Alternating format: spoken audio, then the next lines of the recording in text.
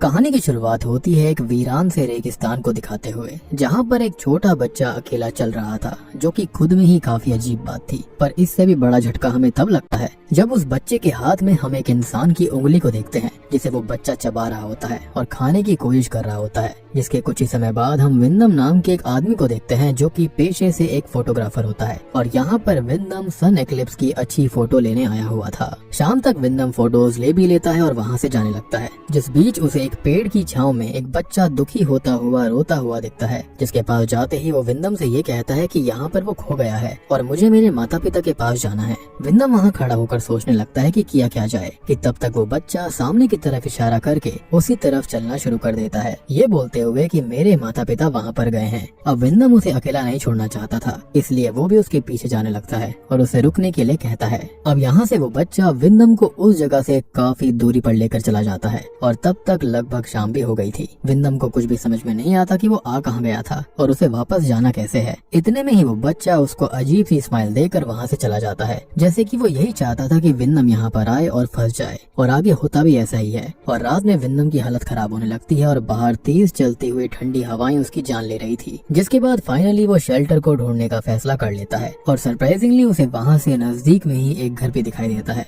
बस दिक्कत ये थी कि वो घर पहाड़ से थोड़ा नीचे था और वहाँ तक जाने के लिए ऊपर से एक सीढ़ी भी लगी हुई थी। अब विंदम उस सीढ़ी से नीचे चला जाता है और घर के अंदर उसको एक लेडी मिलती है, जिसका नाम अलीना होता है। विंदम अलीना से कहता है कि मैं यहाँ पर भटक गया हूँ और मुझे समझ में नहीं आ रहा है कि मैं कहाँ पर जाऊँ। जिस पर अलीना उसके सवाल का जवाब नहीं देती, पर उसे ये कहती है कि अंदर आओ, खाना खा लो। विंदम को ये बात थोड़ी सी अजीब लगती है, क्योंकि वो तो अलीना के लिए पूरी तरह से अनजान व्यक्ति है। पर फिर भी विंदम अंदर चला जाता है, क्योंकि बाहर मरने से अच्छा था कि वो अंदर चला जाए। लेकिन उसे जल्दी ही एहसास होने वाला था कि काश वो बाहर ही रह गया होता। जिसके बाद अलीना उसे खाना खाने के लिए देती है, पर वो उसको खाता नहीं है। अब अलीना उसे रात में यहीं पर रुकने के लिए बोल देती है और सोने से कुछ ही समय पहले ही विंदम अपने कमरे से अलीना को देख पा रहा था, जहाँ पर वो बिना कपड़ों के थी। अब अगली सुबह विंदम यहाँ से निकलने का फैसला करता है, पर उसे झटका तब लगता है जब वो ये देखता है कि जिस सीढ़ी से वो पहाड़ से नीचे आया था, अब वो सीढ़ी वहाँ पर थी ही नहीं। और जिस जगह पर अब वो है, वो हर तरफ से बड़े बड़े चट्टानों से घिरा हुआ था, जहाँ से बिना सीढ़ी के निकलना नामुमकिन है।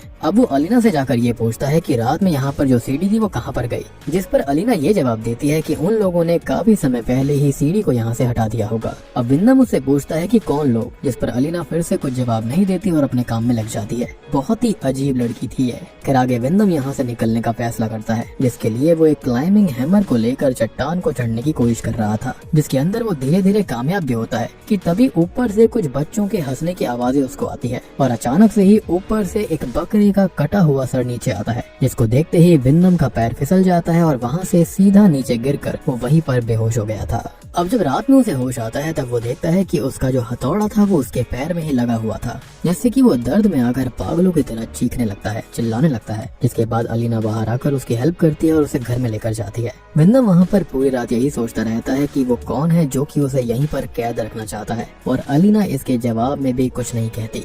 इनफैक्ट वो इसका क्या, वो किसी भी सवाल का कोई भी जवाब नहीं दे रही थी। अब अगले दिन वो फिर से वहाँ से बाहर निकलने के बारे में सोच रहा होता है कि तभी ऊपर से उसे एक लड़का दिखाई देता है, जिसे देखते ही वो उससे हेल्प मांगता है और उसे एक रस्सी लाने के लिए बोलता है।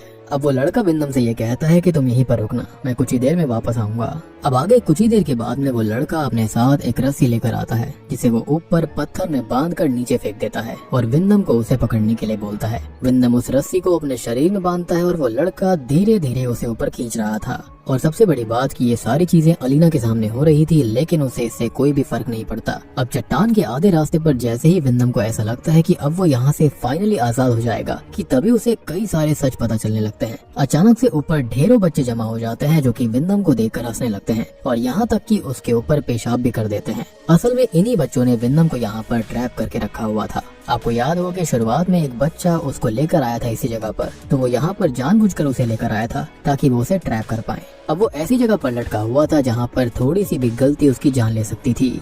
अब होता यह है कि वो बच्चे उस रस्सी को जोर जोर से हिलाने लगते हैं, जिससे कि विंदम वहीं हवा में यहाँ वहाँ लटकने लगता है। विंदम फिर चिल्लाते हुए अलीना से हेल्प मांगता है, जिसके बाद अलीना बाहर आकर ये सब रोकने के लिए बोलती है, जिससे कि वो लोग इस चीज को रोक तो देते हैं, लेकिन तब तक चट्टान से सर लगने की वजह से विंदम फिर से बेहोश हो गया था। यानी कि कहीं ना कहीं ये बच्चे अलीना की बात मानते थे। अब विंदम यहाँ पर ऐसा मानने लग गया था कि अब वो यहाँ से कभी बाहर नहीं जा पाएगा। अजीब बात ये थी कि ये बच्चे इन्हें मारना नहीं चाहते थे और वो इन्हें खाने के लिए खाना और बाकी सभी सामान समय पर दे रहे थे, पर इन्हें यहाँ से बाहर निकलने नहीं देना चाहते थे, यानी कि अलीना को और विंदम को। विंदम को तब ऐसा लगता है कि शायद अलीना को भी इन्होंने ऐसे ही यहाँ पर फंसा दिया होगा, जिसके बाद उसने एक वक्त पर आकर इसे ही अपना नसीब मान लिया और यहीं पर रहना सीख गई।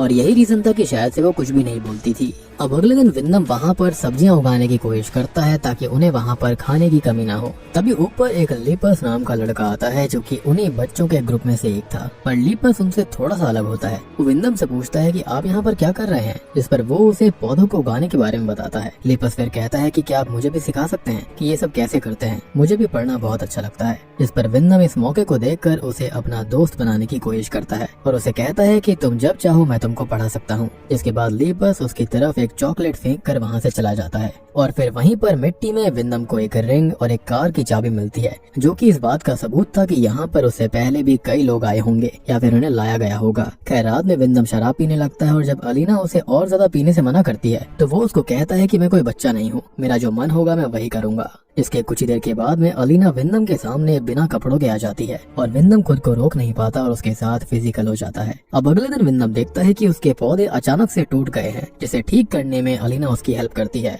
कुछ ही देर के बाद में लीपस विंदम से बात करने आता है, जहाँ पर विंदम उसको कहता है कि मैं तुम्हें यहाँ से कुछ नहीं सिखा पाऊंगा और अगर तुम मुझे यहाँ से बाहर निकालते हो तो हम एक साथ रह पाएंगे और वहाँ पर तुम जो चाहो वो कर पाओगे। लीपस इस पर डरते हुए कहता है कि मैं आपको उन सब के होते हुए यहाँ से बाहर नहीं निकाल पाऊंगा, लेकिन जब वो लोग यहाँ पर नहीं रहेंगे तब मैं आपको यहाँ से बाहर निकालने की कोशिश करूंगा। और ये सब अलीना भी सुन रही होती है और तभी वहाँ पर एक लड़का आ जाता है जो कि उसी ग्रुप का था और उसके चेहरे से ये बात साफ थी कि उसने लीपस की बातें सुन ली थी। खैर वो अब अजीब बातें करके लीपस को वहाँ से ले जाता है और विंदम फिर घर में चला जाता है। अब रात में किसी बात के दौरान अलीना विंदम से ये कहती है कि मेरे पेट में तुम्हारा बच्चा है, जिस पर विंदम को समझ आता है कि उसकी गलती की वजह से ये हुआ था, पर फिर भी वो अलीना से कहता है कि ये तुम्हारी वजह से हुआ, क्योंकि अलीना ही उसके सामने बिना कपड़ों के आ गई थी। पर अलीना इस पर यह कहती है कि ये हम दोनों की वजह से हुआ है, जिस पर विंदम चुप हो जाता है। अब उसी रात उन बच्चों को हम कुछ रिचुअल करते हुए देखते हैं, जहाँ पर वो सभी बहुत ही गुस्से में थे और अगली सुबह विंदम को बहुत भयानक चीज देखने को मिलती है। अगली सुबह विंदम अलीना के रोने की आवाज सुनकर बाहर आता है और ऊपर देखने पर उसे लीपस की डेड बॉडी, जिसके शरीर पर कई बार स्टैब करा गया था, वो लटकी हुई थी और इसको देखने से साफ पता चल रहा था कि लीपस को उन्हीं सब बच्चों ने मारा है, क्योंकि वो विंदम की मदद करने की बात कर रहा था। अब उसी वक्त अलीना रोते हुए जोरों से चिल्लाते हुए बार बार कहती है कि मेरा बेटा, जिससे हम समझ पाते हैं कि लीपस अलीना का ही बेटा था। और इन सब का आखिर मतलब है क्या, इसके बारे में मैं आपको थोड़ी देर में समझाऊंगा। खैर अब अलीना पूरे गुस्से से विंदम से ये कहती है कि तुम्हारी वजह से उसकी जान चली गई और तुम ही उसके खूनी हो। और इतना कहकर अलीना एक लकड़ी का बड़ा सा टुकड़ा लेकर विंदम को उससे मारने लगती है और वो तब तक उसे मारती है जब तक वो बेहोश न हो जाए। जिसके बाद अलीना विंदम को एक पिंजरे के अंदर कैद कर देती है और वो भी 1 या 2 दिन के लिए नहीं, बल्कि अगले 9 महीने तक के लिए, यानी कि जब तक वो अपने बच्चे को जन्म नहीं दे देती।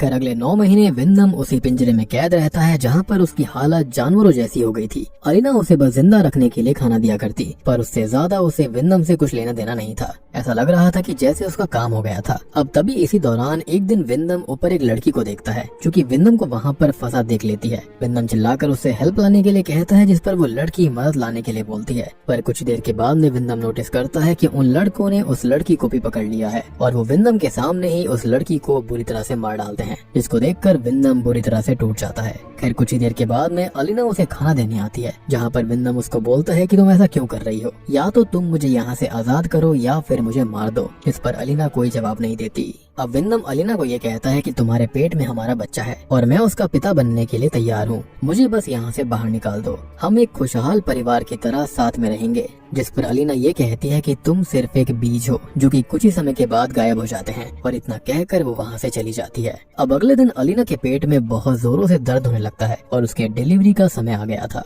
पर अलीना अकेले ये सब नहीं कर सकती थी, इसलिए वो विंदम को वहाँ से आजाद कर देती है और उससे हेल्प मांगती है।